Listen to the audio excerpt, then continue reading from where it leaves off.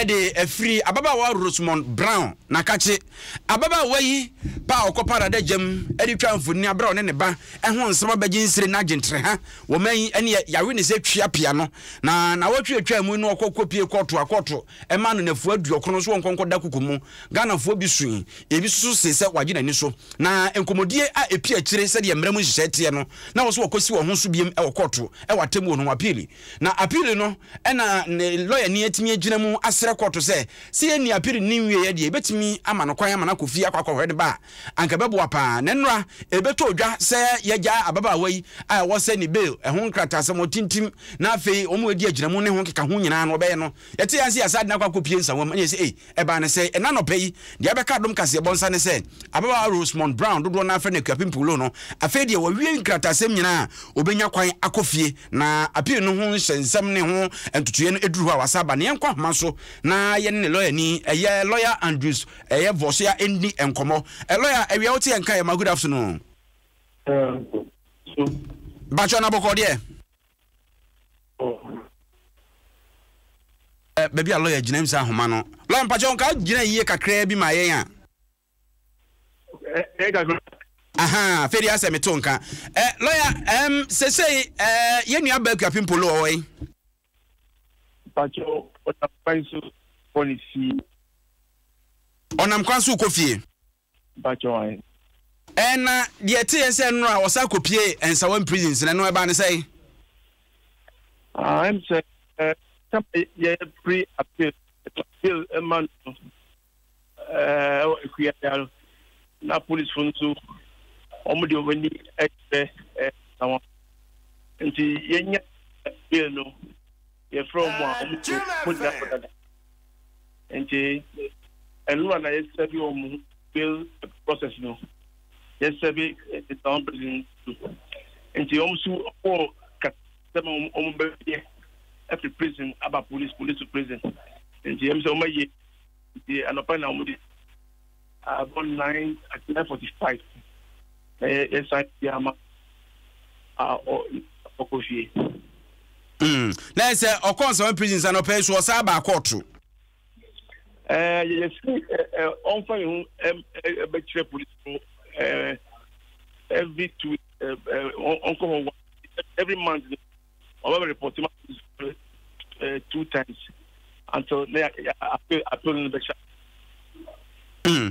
for more shot Adom 106.3 FM or Facebook but you betimi akọ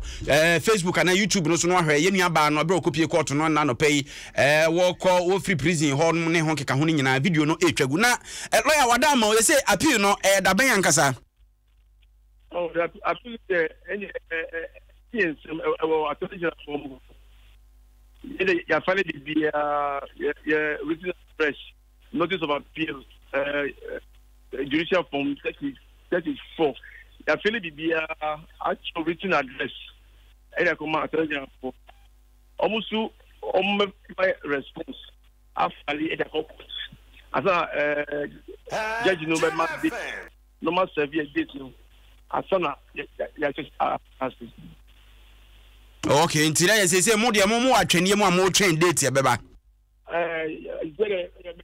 Ya put to the court. You never mind date beba. The be say any na our PCC. Attorney General for now almost responding to you know. Na mo so mo fa the and sana o ma pa judge. Kwa obedi asana atlas. Minim dia ja wakwa lawyer ni ye den a o client we be say na client one na kasa sanse asemi yenya ninwie ya futuo ben na odi ama no sabere ya wo kofie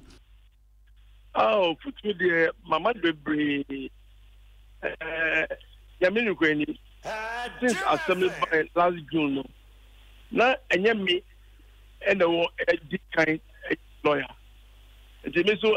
attract me and then I was observing her from afar. They say, was sacra genuinely on possible neglected assistant. And luckily for her, my boss this January. And Sana, they will say, Onyabu for Bonnie, oba me office oba transit to the transit as our transit ya fuko me demand say oma that publication of obscene materials no oma pass new act Cyber Security Act 2020 any day one kokra 5 to 10 to 15 they over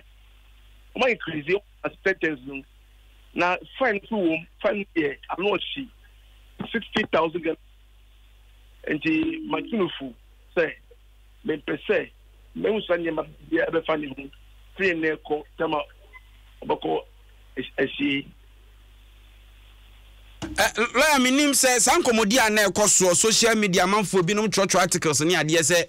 wa anya ade say o man no ekogitu mu say odifo ebi kura say wadwuma nso ani bi kura kawya to the steps so wa bompo minim so tes asem ne bia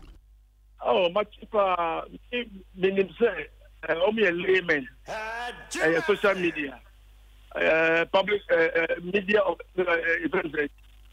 obiabetimi aka na adwin onuanom lawyer fo ni bi obesi ana o learned friends bi ka so wabon o de tie in enka fo ni hu aso we buy no made it to lawyers whole platform we decided everyone say it's good everyone say it's not good but me ka benkuno na mo say point na you know obi to be free abontin abaka ti say banku ka unso edika benkuno ajo dabi me na me craft pen drive now evidence was full up to now my for pen down to da ma obi hu die wu mini nyame inte fine over to Kaya 30th November 2015 a comaika I chino onya we all the fridge mu you na me yi no the same lawyer now must our bono me and me yi no one Pini Akufo also a journalist also the dildo after the bad dildo me the same advocate na yi no yes and she as a lawyer what me we need case now ebi na atochima but in this particular case I've given the best advice to my clients. The best advice a lawyer can give to clients. And I'm Madam Abukaro. And yes, sir, I only have paid appeal. Lawyer, Mamina was Ramin Fauci, you so a train say, a beer,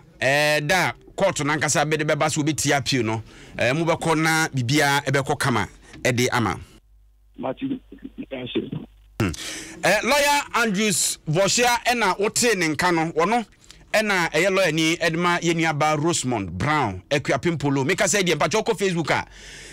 afrumu ba yasane na homa Akuapem Poloo ena ja wasi ni trase a chese ahobrasie mu nle okoforo kai na wakofie no na Yenuaba ma kwaku asante de okokoto na no pay kwaku yemo ahama wakwaba meje so boko de uri ohunu de course bia eto mo ba court no de no be o ba court no na ese o mo be che court no say bail conditions o mo je ma o mo say 80,000 Ghana cedis bail condition with two sureties no o ma meet conditions nyina na court na satisfy no say enhihye ya o de mo nyina no o mo di so nti no o mo be che court no ni di two na say o mo sign bail condition no we sanka ye case no police station and Akuapem Poloo be kufie straight but Tuesday na ye man bail no ana police for I was a transfer no consawam internet say wa consawam na ye de na ba ha be sign bail no lawyer judge no ehun say we meet about Tuesday na ye court no kasa no way Tuesday court no kasa na Akuapem Poloo su police station no su police station court no jail no but now I saw call police station and Sunday no COVID test and go through processes and Sunday na call and some jail and you know I know can na lawyer about here HM say na any frustrating because I feel like police for notice delay no call and some because